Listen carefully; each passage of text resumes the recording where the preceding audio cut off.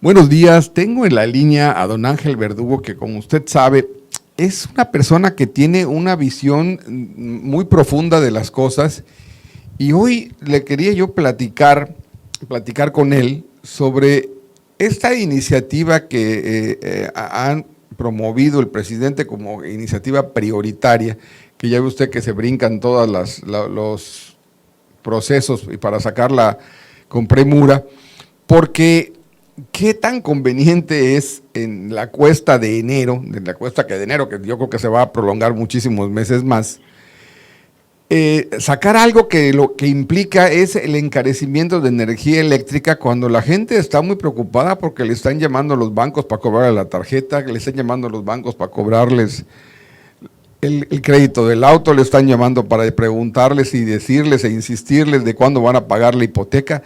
Oye, Ángel, yo creo que se están metiendo un balazo en el pie. No sé cómo lo veas tú. Buenos días. Mira, muy buenos días, Francisco. Mira, hay varias cosas que debe decirse.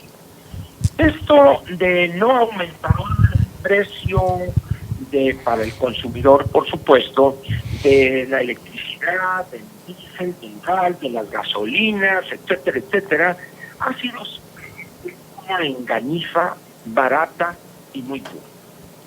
Cualquiera que use servicio de energía eléctrica o que tenga necesidad de utilizar su vehículo para fines de trabajo o desplazarse de su trabajo, habrá notado también que no ha habido una reducción a aquellos famosos 10 pesos a los cuales se comprometió el presidente en la campaña. Y así, el subterfugio para cubrir esas cosas es, bueno, lo que dijimos es que no iba a aumentar más que la inflación. Eso es falso.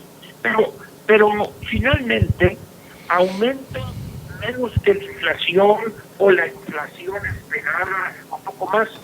Para el consumidor, para el ciudadano de a pie, estamos ante un incremento en lo que él tiene que pagar por ese servicio. La otra cosa que vale la pena señalar es la siguiente.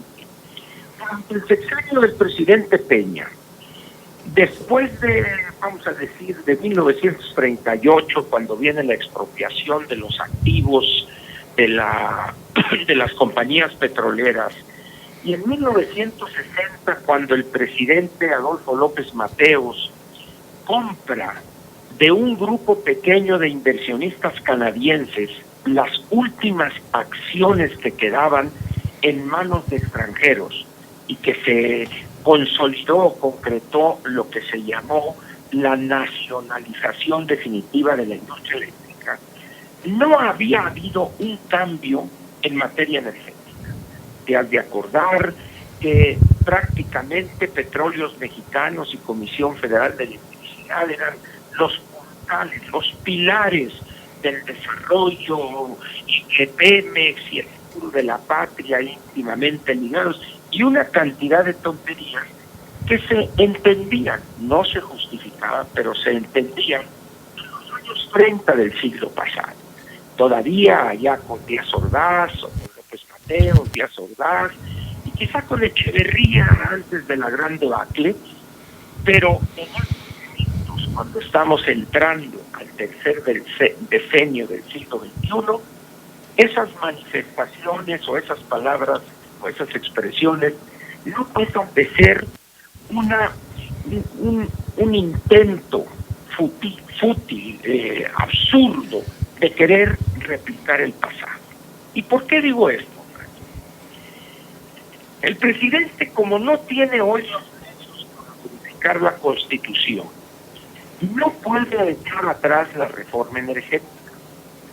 Recurre entonces a un subterfugio muy burdo, muy demagógico, como es la iniciativa de una ley secundaria o ley reglamentaria. En este caso, es la ley de la industria eléctrica. Repito, como no tiene elementos, no tiene los números suficientes para modificar la Constitución, entonces se va por las leyes reglamentarias o leyes secundarias que le llaman algunos, aun cuando jurídicamente no hay ley ni primaria ni secundaria. Está la Constitución, son o leyes para temas específicos o reglamentarias de algún artículo constitucional. La Ley Federal del Trabajo es del artículo 123, la de Educación del artículo 3º, etcétera, etcétera. Muy bien. Empieza esa iniciativa. Ya ves que siempre hay lo que se llama exposición de motivos. Y te leo el primer párrafo, nomás para que veas la visión pedestre de este gobierno en materia jurídico-legislativa. Dice, exposición de motivos. Desde hace más de 3 décadas, en el marco de la política neoliberal o neoporfirista, se fue imponiendo, etcétera, etcétera, etcétera. ¿Qué cosa? Dice, ¿perdón? ¿Qué cosa, digo? Retrógradas a más no poder. Si estuviéramos tú y yo participando en una reunión en nuestra preparatoria para buscar la presidencia de la sociedad de alumnos, allá por los años 70, 80, pues al calor de los votos y los gritos y las porras, pues sí, la política neoliberal y el imperialismo yanqui, etcétera, etcétera. Pero ahorita, sacar una política neoporfirista, cuando prácticamente en el mundo la cuestión de la energía sea producto de combustibles fósiles o de fuentes alternativas o la generación tradicional, prácticamente está en todos los países de inversionistas privados y el gobierno dedicándose a cuestiones de salud, educación, seguridad pública, infraestructura, etcétera. Pero este presidente y los que le hacen coro tienen una visión exagerada y absurdamente ideologizada. La ideología, cuando se pone por delante de la razón, Francisco, genera grandes tragedias. Si revisamos la historia del siglo XX, así de manera muy sumisa, vas a encontrar ejemplos muy ilustrativos. Stalin. En la Unión Soviética, Stalin puso la ideología por encima de todo raciocinio y las decenas de millones de muertos. Pero luego vino Hitler, hizo lo mismo, una ideología de la supremacía blanca de la raza aria, y ve cómo nos fue, inició una guerra mundial. Un personaje menor secundario de Mussolini igual. Te vas a años más recientes, Mao Zedong en la República Popular China, una hambruna de 20, 30 millones de habitantes de la República Popular China murieron de hambre. Tienes la dinastía coreana, los Kim Il-sung, Kim Jong-il y Kim Jong-un, y luego regresamos aquí a nuestro terruño en América Latina, Fidel Castro. Tienes Daniel Ortega en Nicaragua hoy, Hugo Chávez en Venezuela, el desastre que causó, y ahorita este hombre que jamás pudo pasar de chofer de autobús en Caracas, Nicolás Maduro. La ideología por encima de cualquier consideración técnica, racional, de sentido común, se echara al basurero y la ideología se pone por delante. Lo que pensamos algunos ingenuos que eso ingresaría a México, debo reconocer que me equivoqué rotundamente. Hoy con este gobierno, con un presidente cuyo nivel de desconocimiento de las grandes transformaciones estructurales desde los años 50 o 60 del siglo pasado, hace que se refugie en una visión que la parte más moderna está en el sexenio del presidente Echeverría. En esas condiciones, para él, su visión del desarrollo económico de México se centra en petróleos mexicanos y Comisión Federal como pilares fundamentales de ese desarrollo y ese bienestar. Cuando estamos ante dos empresas que jamás han sido empresas, hay que aclararlo, Francisco. En el mejor de los casos, en sus años de fruto, fueron recaudadoras de impuestos ambas. Hoy las dos están en quiebra técnica. las dos, sobrepobladas, una corrupción hasta el tuétano, tecnología obsoleta, plantas que hoy se pretende poner en primer lugar, y ahorita explicaré el centro de esa iniciativa, tienen 60 y algunas un poco más de años. Pero viene el cambio del mundo, vienen las fuentes alternativas, eólica, fotovoltaica, gas natural, plantas pequeñas de paquete de ciclo combinado, etcétera. Y aquellas viejas plantas de carbón, de combustóleo, prácticamente debieron cerrar. ¿Por qué? No solo por ineficientes en términos del costo unitario del kilowatt hora, sino por lo altamente contaminante. Muy bien, pero resulta que la reforma energética aprobada en el gobierno anterior por el Congreso de la Unión y las legislaturas estatales para que fuera un cambio constitucional, resulta que en poco tiempo demostraron que lo que una planta de carbono de combustóleo hace que el kilowatt hora sea, por ejemplo, 3 pesos, una planta, un parque eólico o un parque fotovoltaico vale 80 o 90 centavos. Muy bien, el concepto de la reforma eléctrica dentro de ese gran tema que fue la reforma energética estableció en lo que se llama técnicamente el despacho. Es decir, ¿qué energía adquieres primero y la vendes primero a los consumidores? Ahí va, la más barata y la más limpia. Y luego ahí te vas hasta llegar la que no es ni eólica ni fotovoltaica, sino es la de plantas de ciclo combinado, y luego te vas a las hidroeléctricas, y por último, la más cara, la más contaminante, la de las plantas de la Comisión Federal de Electricidad.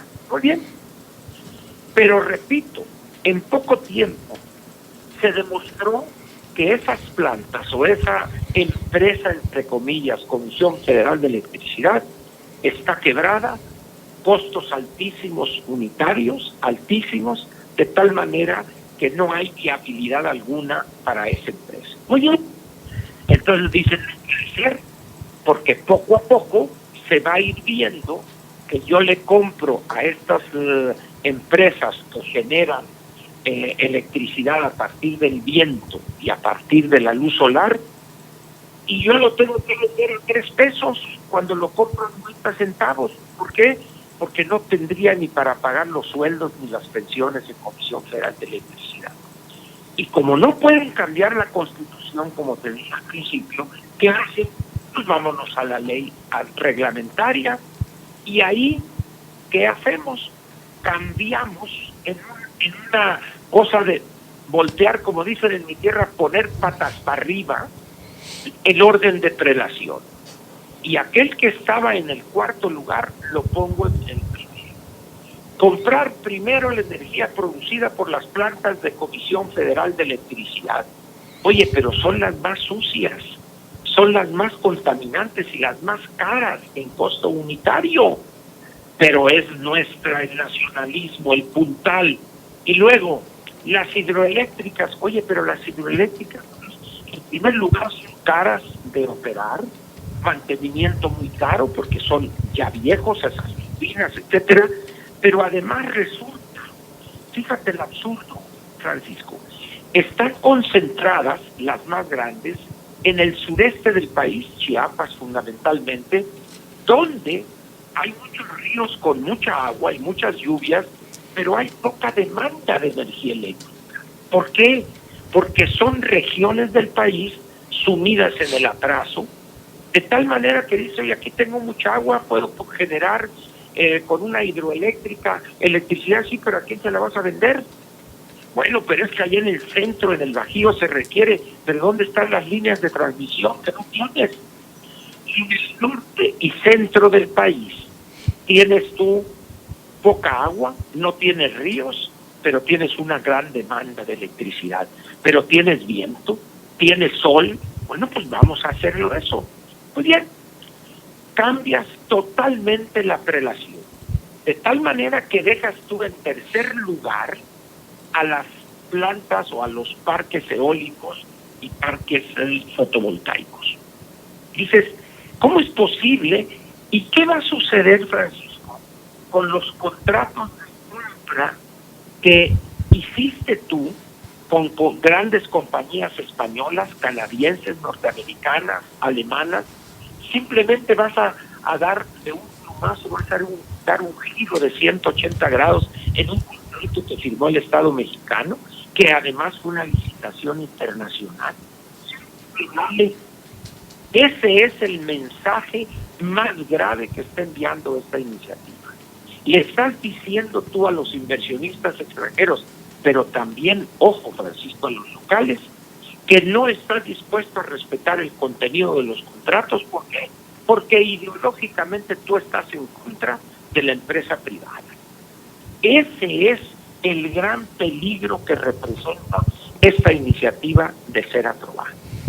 Pero no le importa al presidente, ni a Bartlett, ni a Rocío Nale, ni a Octavio Romero Oropeza en Pemex. ¿Qué va a significar eso? Que los inversionistas que tenían pensado llegar a México le van a pensar 2 veces en tomar un riesgo invirtiendo 100, 200 millones de dólares, o más, o lo que sea. Pero hay otro elemento. Resulta que los fondos unitarios, con toda la estructura, su sistema de pensiones, etcétera, de Comisión Federal de Electricidad, que el costo total de kilowatt hora suba. ¿Y quién lo va a pagar? Nosotros, Francisco, los consumidores. Así es que aquello de que va a bajar esto, va a bajar lo otro, quedó simplemente como un sueño de opio o una ilusión juvenil. Ese es el gran peligro que hay ahorita con este galimatías jurídico donde más parece un manifiesto a la nación para cambiar el régimen de cosas. Es un absurdo jurídico.